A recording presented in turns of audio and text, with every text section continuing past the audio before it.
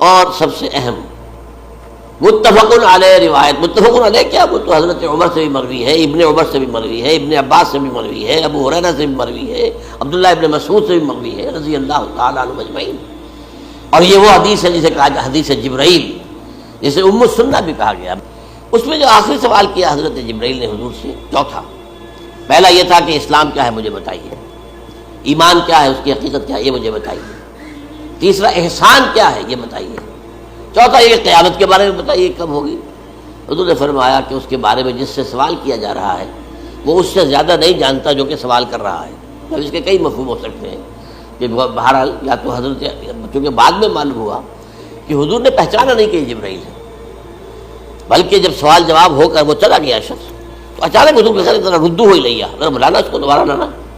اب جو دیکھا کہ وجود ہی نہیں اس کا، آسمان نے اس کو چکھ لیا، زمین نے نگل لیا، کیا ہوا ہے؟ پھر آپ نے وہ یہ جبرائیل تھے جو تمہیں تمہارا دین سکھانے آئے تھے جبکہ تم سوال نہیں کر رہے ہو۔ یہ بڑے بیسک کوسچن تھے، اس لیے کہ دنیا کے ہمارا نظام اسلام پر ہے، ایمان پر نہیں ہے۔ اچھا، یہ جو متفق علیہ حدیث ہے جو حضرت جبرائیل کی ہے، اس میں پھر انہوں نے کہا کہ اچھا اگر آپ مجھے یہ کب ہوگی قیامت نہیں بتا سکتے تو اس کی کچھ علامتیں بتائیے۔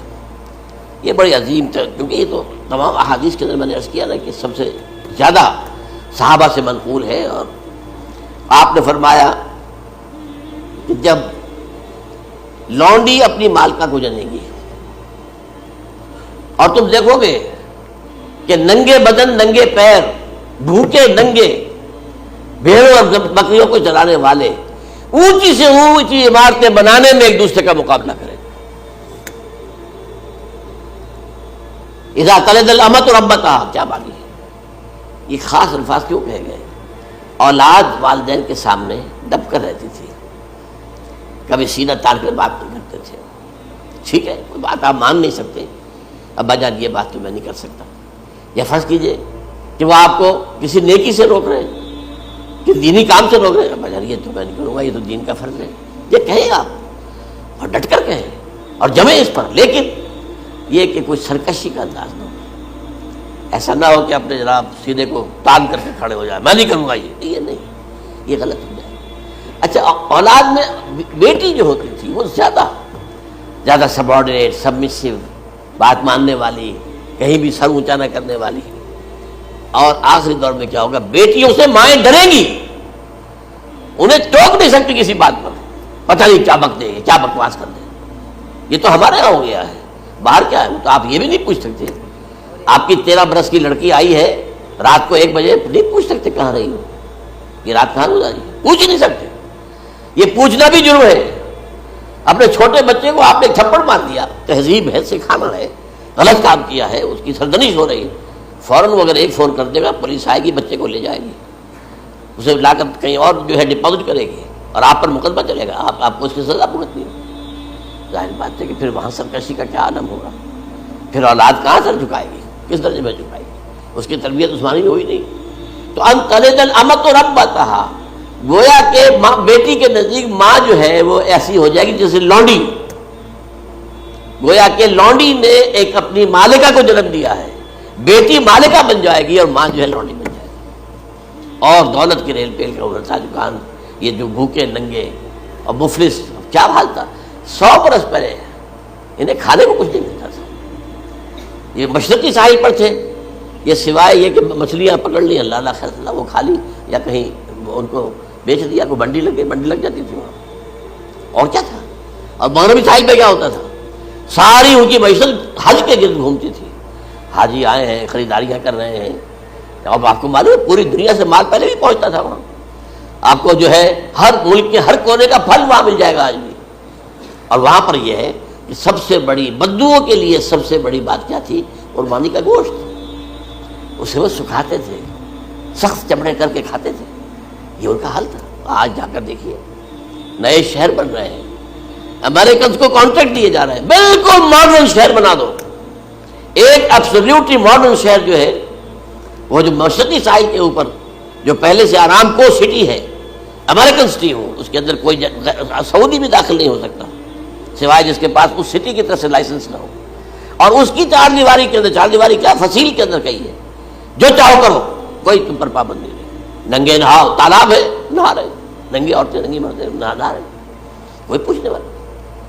اب اسی قسم کا ایک سٹی آباد ہونا جا رہا ہے مغربی ساحل پر، جدہ اور ینبوع کے درمیان، اور اس میں اصل میں جتنی بھی دولت ہے جو پیٹرول کی ہے وہ وہیں پر رکھ لی جاتی ہے امریکہ کے اندر، تاکہ امریکہ جو ہے ایسے ایسے پروجیکٹ بنا کر جب تمہیں دے گا تو اس میں سے پیسے لے گا، وہ نہیں ملتی ان کو واپس۔ بہرحال یہ تو میں نے ایک جگہ آپ سے ذکر بھی کیا تھا، دی کنفیشنز آف این اکنامک ہٹ مین، وہ کنفیشنز کی بات جو ہے اگر آپ میں سے کسی کو دلچسپی ہو تو اسے پڑھ لیں کہ کس طریقے سے 1973 کے آئل امبارگو کے بعد جو شاہ فیصل شہید کے زمانے میں ہوا تھا، پھر جس طریقے سے امریکہ نے ان تمام ممالک کو جکڑ لیا ہے، اس کا پورا جو پروسیس کیا تھا وہ سامنے آتا ہے۔ پر اس کے بعد آتا ہے علامات کبریٰ کا ذکر، بڑی علامتیں جو کہ بالکل خرق عادت کے انداز میں ہوگی، ان کا معاملہ جو ہے وہ آپ کے ناپ تول میں نہیں آ سکتا، آپ کی کیمسٹری فزکس اس کا جو ہے وہ نہیں کر سکتی، ادراک ہوگا یہ قیامت کی۔ ان میں نمبر 1 کیا ہے؟ ایک بہت بڑا دھواں آئے گا، پوری دنیا کو لپیٹے گا۔ نمبر 2 دجال کا ظہور ہوگا، جو اپنی خدائی کا دعویٰ لے کر آئے گا اور بنوائے گا، اس کے ہاتھ میں ہو جائیں گے، قبضے میں ہو جائیں گے سارے ذرائع پیداوار کے۔ اس کی طرف پہلا قدم اٹھ چکا ہو، ٹرپس کے نام سے معاہدہ ہو چکا ہے، کوئی ملک اپنا بیج پیدا نہیں کر سکتا ہو، یہ بیج ہم نے ڈیولپ کیے ہیں، ان کے ڈیولپمنٹ سے پہلے تم ایک ایکڑ سے کتنی گندم لیتے تھے، آج کتنی لے رہے ہو؟ کس بنا پر؟ جینیٹکس کا جو کام ہم نے کیا ہے اس کی بنا پر ہو رہا۔ ہاں تو ہمارا حق ہے، اس کی رائلٹی ہمارے پاس آنی چاہیے، لہذا صرف ان اداروں سے، ملٹی نیشنل سے خریدا جائے گا بیج، اور بیج بھی وہ دیں گے وہ کہ جس سے جو فصل اگے گی وہ بیج نہیں لا سکتے، وہ بیج کا کام نہیں کر سکتے۔ جیسے آپ کو معلوم ہے کہ آپ کے یہاں جو گوشت کھایا جاتا ہے مرغے کا، تو مرغا وہ جو ہے اس میں مرغا ہو یا مرغی ہو، اس کے اندر کوئی وہ کیفیت ہی نہیں ہے، ان کے انڈے جو ہے ان سے آپ بچے حاصل نہیں کر سکتے، ہے تو انڈا، دیکھنے کو تو انڈا ہے لیکن وہ بنڈا جو ہے اس سے بچہ تو نہیں حاصل کر سکتے۔ ایسے ہی وہ گندم کا بیج دیں گے، نظر آئے گی گندم، لیکن اس کے اندر وہ صلاحیت نہیں ہے کہ اس سے جو فصل اگے گی اس کا نتیجہ جو ہے وہ بھی آپ لے سکتے۔ یہ ہونا ہے، اللہ جانے، قدم اٹھ رہے ہیں ادھر۔ پھر یہ ہے کہ دابۃ الارض، زمین سے ایک حیوان نمودار ہوگا، زمین شق ہوگی۔ ابھی میں کہہ رہا ہوں خرق عادت ہے، یہ چیزیں وہ نہیں ہیں جو ہماری کسی حساب کتاب میں جو باتیں پہلے آئی ہیں وہ تو حساب کتاب میں آ رہی ہیں، ساری سمجھ میں آ رہی ہیں، ساری چیزیں مشاہدہ ان کا ہو رہا ہے۔ لیکن یہ ہے کہ دابۃ الارض، یہ کہتے ہیں کہ کوہ صفا، اس میں تو نہیں ہے حدیث میں، کوہ صفا پھٹے گا اور اس میں سے ایک حیوان دابہ وہ ظاہر ہوگا، تو اسی لیے فرمایا ہے وَإِذَا وَقَعَ الْقَوْلُ عَلَيْهِمْ أَخْرَجْنَا لَهُمْ دَابَّةً مِّنَ الْأَرْضِ تُكَلِّمُهُمْ، تو ہم اندر سے پیٹ کے چیر کر زمین کے پیٹ کو ایک حیوان کو برآمد کریں گے جو انسانوں سے بات کرے گا، گفتگو کرے گا۔ نمبر 4 طلوع الشمس من المغرب، یہ بھی خرق عادت، سورج تو طلوع ہوتا ہے مشرق سے، غروب ہوتا ہے مغرب میں، لیکن اس وقت معاملہ الٹا ہو جائے گا، یعنی جو کائنات کے اندر جو گڑبڑ ہوگی کچھ سمجھ میں بات آتی ہے کہ یہ معاملہ جو ہے یہ تو اس پورے سولر سسٹم کو اگر بدل دیتے ہیں تو مشرق مغرب ہو جانا، مغرب مشرق ہو جانا، یہ کچھ سمجھ میں آنے والی بات ہے۔ اس کے بعد ہے عیسیٰ ابن مریم کا نزول، جس کے بارے میں آج میں نے گفتگو کی ہے تفصیل سے۔ یہ نزول ہونا ہے، یہ علامات قیامت میں سے حضور نے بیان فرمایا ہے، اور قرآن مجید کی جو اصطلاحات ہیں اس کے حوالے سے میں نص قطعی جو ہے وہ میں آپ کے سامنے رکھ چکا ہوں۔ پھر یاجوج ماجوج کا ایک معاملہ ہے، یہ میں ابھی اس وقت زیادہ اس پر بات نہیں کر سکتا۔ حضرت عیسیٰ علیہ السلام کے نزول کے بعد 2 کام ہو گئے، یہودیوں کا قلع قمع ختم، تمام یہود، ایک کام تو یہ ہونا ہے، اور نمبر 2 عیسائیت کا ختم ہو جانا، عیسائیت کی نفی کر دیں گے، بھائی میں تم مجھے خدا کا بیٹا بنائے بیٹھے ہو، میں تم خدا کا بیٹا نہیں ہوں، میں تو اس کا بندہ ہوں، رسول ہوں، میں نے تم سے کب کہا تھا کہ مجھے خدا کا بیٹا بناؤ۔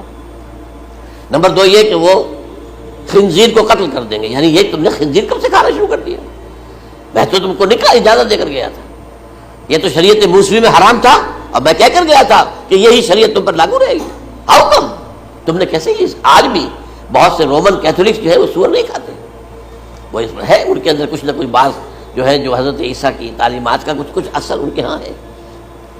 اس کے بعد یہ ہے کہ یاجوج ماجوج، جیسے میں بتا رہا تھا آپ کو کہ جب عیسائیت بھی ختم ہو گئی، یہود ویسے ختم ہو گئے، استیصال ہو گیا، جڑ کٹ گئی، اب عیسائیت گویا کہ اسلام میں ضم ہو گئی، عیسائیت بہتری سے مذہب ختم، یہودی خود ختم. اب یہ طاقت کتنی ہو جائے گی؟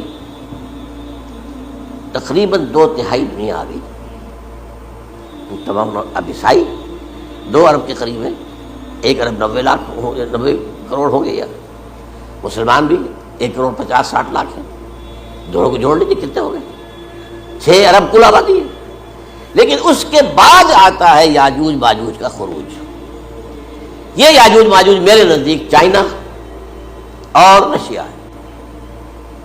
ان کی مجموعی طاقت اتنی ہوگی اور یہ اس طرح آئیں گے ہر اونچائی پر سے اترتے ہوئے پھسلتے ہوئے. جیسے 1962 میں جب وار ہوئی تھی بٹوین چائنا اینڈ انڈیا 1962 میں، تو وہ اس وقت کا نقشہ جو آج بھی اخبارات میں پڑھتا تھا تو یاد، waves after waves of Chinese soldiers were coming down the slopes of Himalayas. یہ تو وہ ہے نا جن کی تعداد کا کوئی حساب نہیں ہے.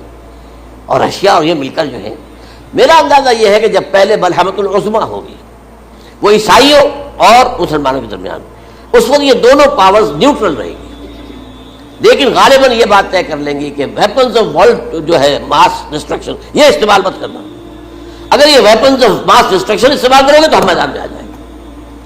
اس میں وہ جنگ جب ہو چکے گی، پھر حضرت عیسیٰ کو فتح حاصل ہو جائے گی، اور پھر یہ کہ یہودیت ختم ہو جائے گی، عیسائیت بطور مذہب ختم ہو کر اسلام میں ضم ہو جائے گا.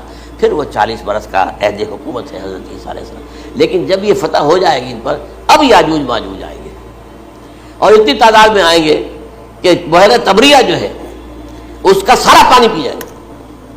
یہ تو اگر آپ کو کبھی اندازہ ہو یا کوئی آپ جانیں ان لوگوں کو جو ان چینیوں سے واقف ہیں، وہ کہتے ہیں زمین پر ہلتی ہوئی کوئی چیزوں سے وہ چھوڑی چھوڑ کے کھا جائیں گے. جہاں وہ جاتے ہیں ایز اے لیبرر، وہاں کے جو سارے کتے ہیں ختم، ساری بلیاں ختم، ہر شے وہ جو سانپ کھاتے ہیں، ہر چیز کھاتے ہیں. اور یہ تمام ایسٹرن کنٹریز میں ہوتا ہے. بڑی ڈیلیشس ڈشز ہیں یہ سانپ وغیرہ وغیرہ. اور یہ جس طرح کھا جائے، پانی پی جائے، ایک قطرہ نہیں رہے گا اس پر.